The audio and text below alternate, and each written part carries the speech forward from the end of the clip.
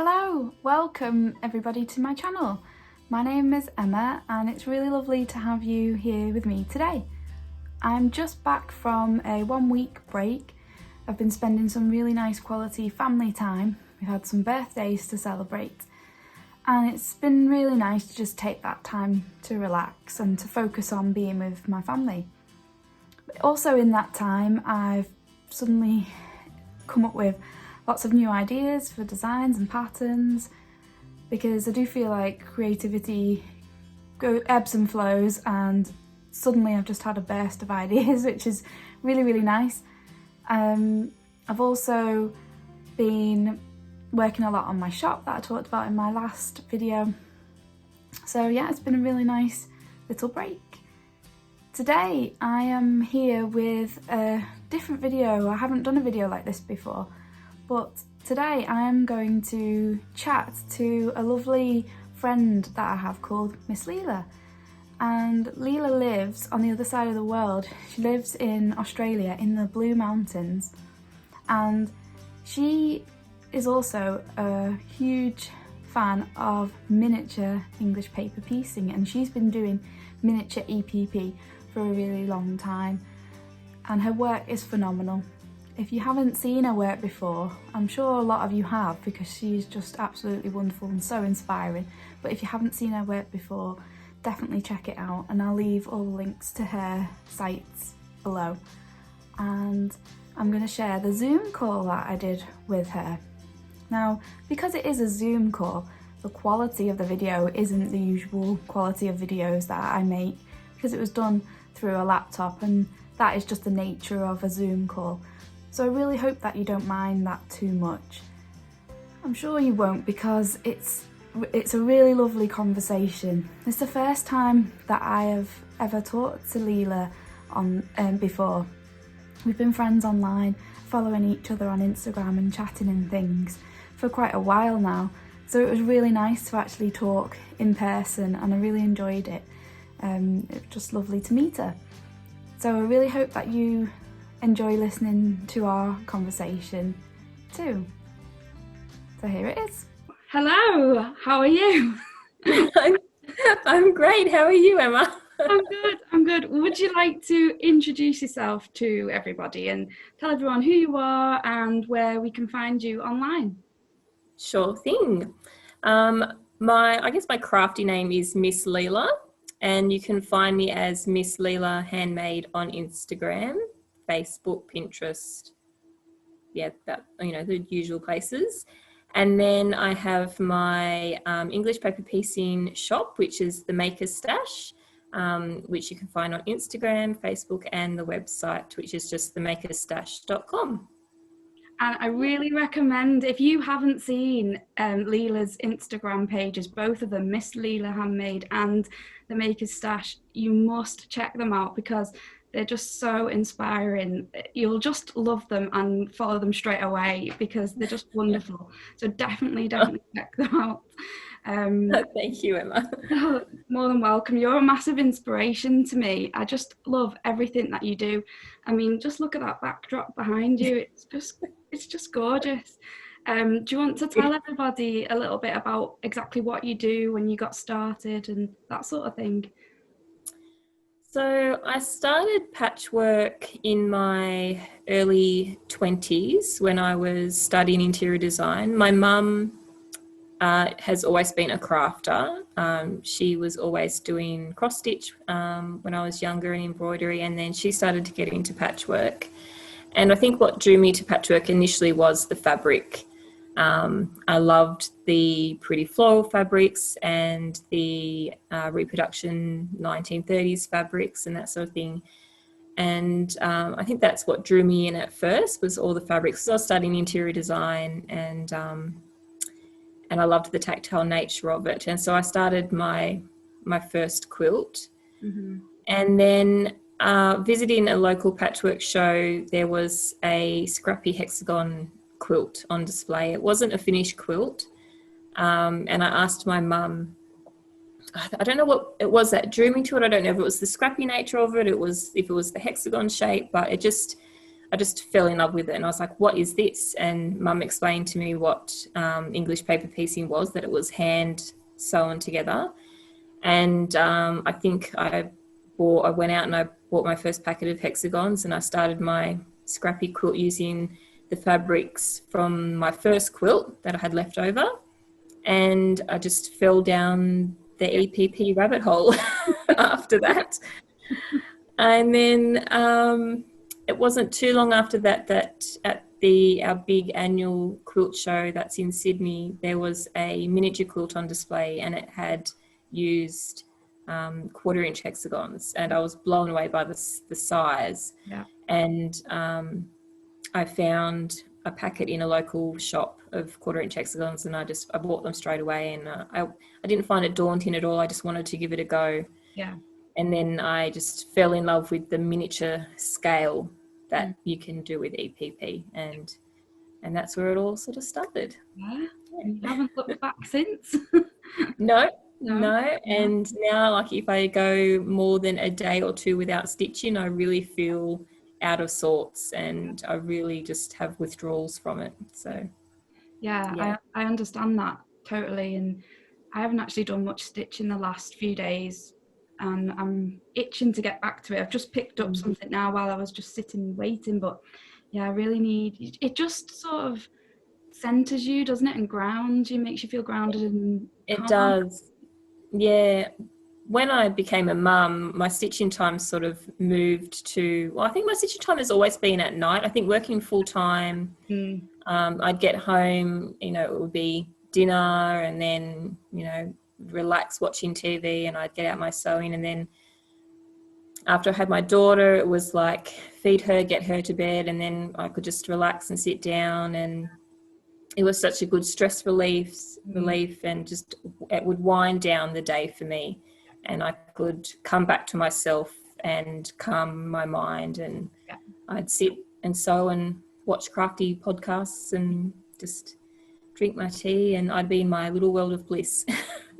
So what a lovely little world that is. It is. And I guess that's why we're sort of sharing online, isn't it, to try and encourage other people to take it up and give it a go, and to benefit from that feeling that you get from doing it. Yeah, I think it really is such a good thing for mental health, and to be able to just focus on something and shut everything else out. And just, I think it's that mythological nature of the stitching, and then for me, like, I've always not been a fidgety person, but I've always needed to be doing something. I can't just sit and watch TV. Yeah. I'm not really one to just lie and relax, and like, my relaxing is doing something with my hands. So English paper piecing, being all hand sewn, is great for that, because it just calms me down. I'm exactly the same. I don't even really watch TV anymore at all, and I'm always just in this sewing room. But it sounds silly, but I hardly ever watch a film or anything, because I couldn't sit through it, and if I can't see well enough, if I've not got a light there to do or something, I just can't sit there. Can't sit. Yeah, it's more like you're listening to what's happening. Usually if I'm watching a TV show, it's something I've seen before. Yeah. It's just like background noise, just so you feel like you're not totally by yourself, I suppose. Yeah, totally. Yeah. Totally.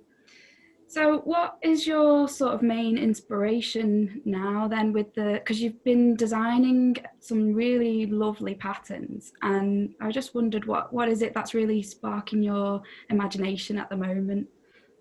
I think for me, one of the things that I love about English paper piecing and designs and patterns with EPP is the tessellating nature of it. Yeah.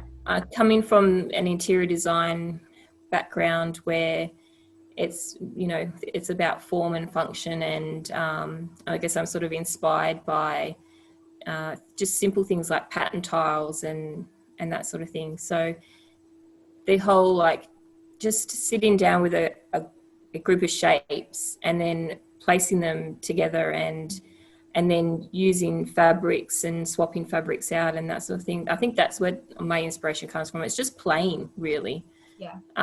Just playing with the shapes, being inspired by a group of colors of fabrics or a group of patterns in fabrics. And then if I'm experimenting with a new shape, it's just really about, for me, it's a real organic process, I guess. Like I just sit down and I just start playing, and that's how I develop my patterns and designs. Yeah, and they're so beautiful. I love your hexy hearts, and it's really lovely. And if you haven't seen Leela's patterns, definitely have a look at them. They are so well written, beautifully explained, and the way you lay out your patterns and everything, just really, really lovely. So people should definitely check them out. They're really great. So good to hear, because I think I've been wanting to make patterns for a while, and I had to really put my big girl pants on and get over the fear of putting something out there that was like, and explaining to someone how to do it. So it's good to hear that the patterns are well received and that they're easy to understand and that sort of thing. So I've got so many ideas for patterns. It's just sitting down to like draft them all, make them all, test them all. Yeah. It's a long process, and perhaps sometimes people don't realise what does go into a pattern. And I'm working on some myself at the moment, and I'm trying to do it a bit differently, because usually I make something and then think, right, now I need to make it into a pattern and then like go backwards. But now I'm trying to do the pattern first and work forwards to save some time in that process, because I end up doing things twice. And then I've sort of started with my pattern writing too. Like I would just be playing with something. And then I guess that's a good thing about English paper piecing, because you don't have, like, it's not like a knitting pattern where you've got to like have a lot of repeats and you've got to remember what you're doing and everything. It's there and you can see the shapes and you go, okay, and then you just break down the pattern as to how you put it back together again, like to explain it to someone. So yeah. Well, I'm really excited to hear you have so many new ideas. So I've got some of my mini quilts behind me I want to put out as patterns too, so they'll probably be the first that I do. They're really beautiful. They're lovely. Thank you. So what is the item out of all the mini quilts and everything that you've made in your sort of crafty lifetime, what is the thing that really means the most to you? That's the thing that's really, really special. I think the one that means the most to me is my first miniature patchwork, which is the one behind me, the 1/4-inch flower garden one. That was my first time doing with the 1/4-inch hexagons. Right. And I think it took me somewhere in the vicinity of 180 hours of work went into it. I think there's over 1,000 1/4-inch hexagons in it from memory. Wow. It's hard to remember now. But I think that one means the most to me because, I don't know, it really sparked that love of miniature patchwork for me. So, and I felt like I really had found my niche when I was working on that. And then when I finished it, I was just really proud that I'd stuck to it and I did it. So that one probably means the most. And then probably my 1-inch scrappy one, which is an ongoing project, would mean a lot to me as well, because there's so many fabrics in there from other projects, or so many fabrics that people have given to me that I've put in there. So that's got a bit of a sentimental, and it's the first EPP quilt that I ever started, and it's still going, but that's okay. It'll be finished one day. That's the thing about this slow stitching, especially with large quilts, and smaller items take so long as well, as you've just illustrated with the hexy garden. But it isn't a rush to the end, is it? It's nice to have that project ongoing, how long it takes. It's definitely about the journey, and Yeah. I think that's one of the things that I love about English paper piecing is that when you're working on a project, whether it's a small project or a large ongoing project, you're stitching so many memories Yeah. into that project. And it becomes a really lovely, almost time capsule in a way of, memories and emotions and that sort of thing. Yeah. Yeah, absolutely. Absolutely does. So what's your current project then that you're working on at the moment? I've always got so many. I've gone back to working on this one. Oh, I love it. It's my 3/8 inch diamond one. So I've started putting on the border that's going to go around it. Oh, it's lovely. It's so pretty. Yeah. Gorgeous. So, Oh, I love it. and then I've got to work out how I'm going to finish it, whether I'm going to applique it onto a piece of backing cloth and then cut that to the diamond shape and then put a binding on it, or whether I'm just going to bind straight onto the hexagon edge. I haven't quite worked it out yet. I'm thinking maybe I'll do another row of the cream and then just bind straight onto that. Yeah. But yeah, so I've gone back to working on that one, and then I recently was just like all crafters, when you've got so many projects, you decide to start a new one. So I was doing this one. Oh, wow. So I finished that one.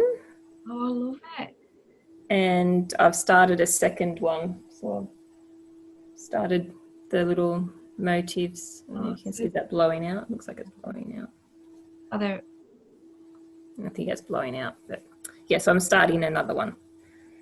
So, and I think I might do, when I applique, it's going to go into like a hoop, like that. Yeah. And then I might do like the little flowers, embroidery flowers maybe in the gaps. Yeah, I love that. I love the look of it with the, so it's like cutouts, isn't it? And yeah. So I want to just try something a bit different. Oh, that's really interesting. That's lovely. Yeah. So that's what I'm sort of working on at the moment. And then I've because I'm starting to add some new shapes to the maker stash. So I've got samples to make for all the new shapes. So I'll be doing that too. So that actually leads us really nicely into the next question, which is tell us all about the Maker's Stash, which is such a lovely, inspiring shop, just perfect for anyone who loves miniature EPP. Yeah, so I guess I've had a handmade shop selling my hoop designs, and I used to make crochet toys and that sort of thing, and I started selling them at markets. And when I fell in love with the miniature papers, I found it hard to sometimes find the shape that I wanted in the size. And then a friend of mine put me onto the Brother Scan and Cut, and I was like, oh, I can cut my own papers. Perfect, So I started cutting my own. Then I was like, oh, I wonder if anyone else would be interested in the smaller shape. So I started to sell them just through my handmade shop. And then about a year ago, really, I decided that I really wanted to grow the Maker Stash, and it's really become my passion project. And I've been expanding the paper range and adding the tools that I use, the threads that I use, obviously my patterns, and then hopefully soon I'll be adding fabric and embroidery threads and making up little slow stitching kits, and I've got lots of ideas. So yeah, so it just sort of grew from there really, and I'm hoping that one day it'll become my full-time job and that sort of thing. So I love building. One of the reasons too that I wanted to do it was I really wanted to build a community around English paper piecing. I really wanted to grow awareness of it. And I really feel like we need to preserve these traditional crafts for the next generation. And I think it's about, having a nod to the tradition of like the patterns and that sort of thing, but modernizing them with, modern fabrics, modern designs. And, I'm just so passionate about it, I suppose. Like, I was like, I wanted to build the business around the passion for it. I think that really shines through everything that you do. The shop is lovely. Definitely, anyone watching, check it out. I'll put a link down below underneath this video so that you can check out the Make a Stash website. It's really lovely. It's got lovely things on there.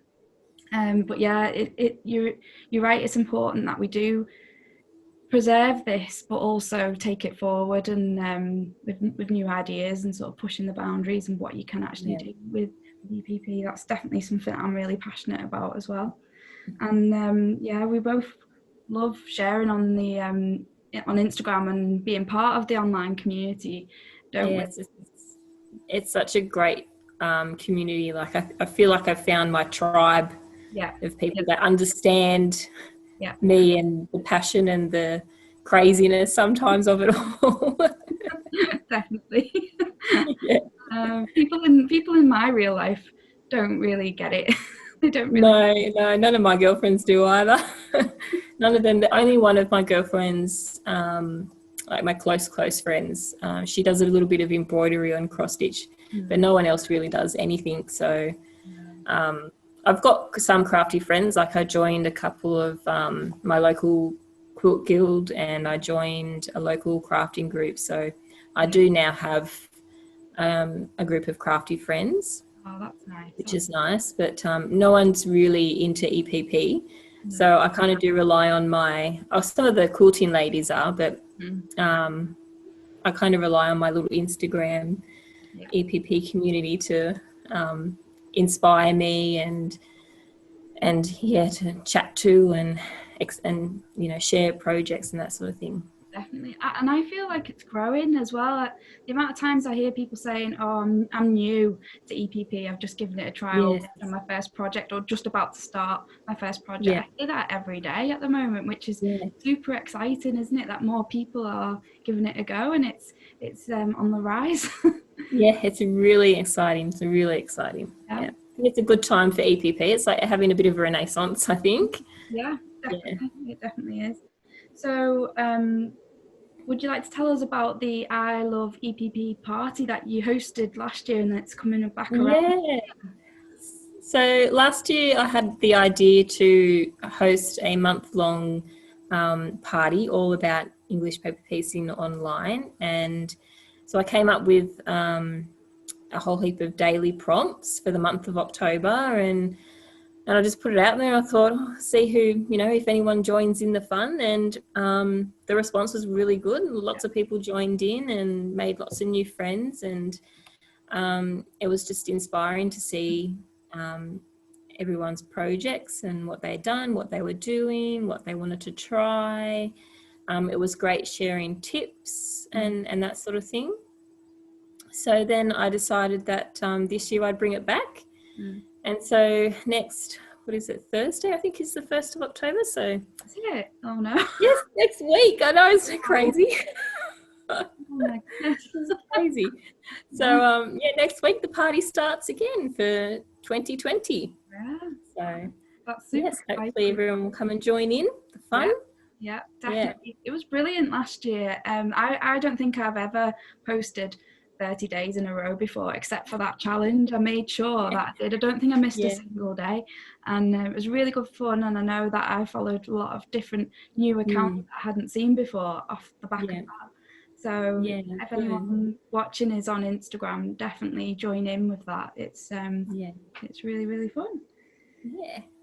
And we've got something special planned that we're just playing about with the idea, aren't we? We could tell people a little bit about our sort of plan for a Christmas make along that we're thinking about. So we've decided to host a little, I don't know, we haven't really come up with a name yet, have we? Like a little EPP ornament along. So we're going to, I think we're going to host it maybe from November, do you think? Yeah, I just said December, didn't I? But yeah, you're right. November would maybe, or like mid-November, I don't know, mid-November or something, so that people have enough time, I guess, to make in time for Christmas. And we're going to each come up with a couple of little patterns to share. And yeah, I think it'll be lots of fun. I've been toiling with ideas, so I've got to itching to get them made and written up. Yeah. Have you got some ideas, Emma? Yeah, I have. I'll share one of them with you after this call, because we'll keep it a secret. Well, after this call on here, I'll tell you. But I just ordered some Christmas fabric because I actually don't have any Christmas fabric, but not much. So I just got some of the Liberty quilting cottons. Oh, and that one is the Wiltshire berry, and it's metallic. Oh, wow. Oh, it's so pretty. Yeah, and also because we were talking about our ideas for like vintage ornaments. Yeah. Look at that for vintage. Oh, very vintage. It's perfect. Yeah. So I've got a range of colours there, but obviously what I'm thinking of is very small. So I think I'll have a lot left. They'll keep me going probably for every Christmas. We ought to make a whole tree of ornaments. Yeah. Yeah, but one idea I had, which I haven't started doing yet, but I can share this now, because it's just an idea, it's just a concept really, that I wanted to make my little boy a handmade Christmas decoration every year of his life, and then when he does leave home, he could take them with him, and for his first Christmas tree in his own house as an adult, which sounds really weird to say because he's only 4 years old at the moment. But then he won't have an empty tree. He'll have a handmade tree, and he'll have a little bit of me on the tree there. Although I'm sure I'll be with him for his first Christmas. But you know what I mean? Yeah. Like that was my idea. So I've got 4 of them to make. I haven't made any of them. And I thought of it last year. That's a great idea.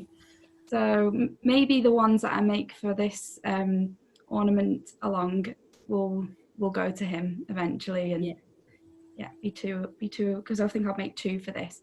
It'll be 2 of his handmade decorations. So yeah. So I think it's going to be exciting. yeah, definitely. So that's it for all my questions. It wasn't too much of a grilling interview. No, it was good. It was good. So I'll just say thank you so much for joining us here, and like I said, all the links to where you can find Miss Leela online I'll leave in the description box down below, and please definitely check them out. You're going to be super inspired. So thank you so much. Thank you, Emma. Thanks for having me. So really hope that you enjoyed listening to our conversation just as much as I enjoyed chatting to Leela. It's just so lovely that we were able to meet up like that virtually, being right across the world from each other, but having so much in common. It really is special that we can connect online like this. I'm super excited about the ornament make-along that we mentioned. There will be more information all about that nearer the time, so don't worry. But as we said, there are going to be some patterns that we will share with you, and then hopefully we will all get making together and make some lovely EPP ornaments for our Christmas trees. So I hope you like that idea and that you're going to join in with us too. But like I said, more details about that nearer the time. So that's it for this week's video, and I will see you next week. Take care, and I hope you get some lovely relaxing stitching time between now and then. Bye bye.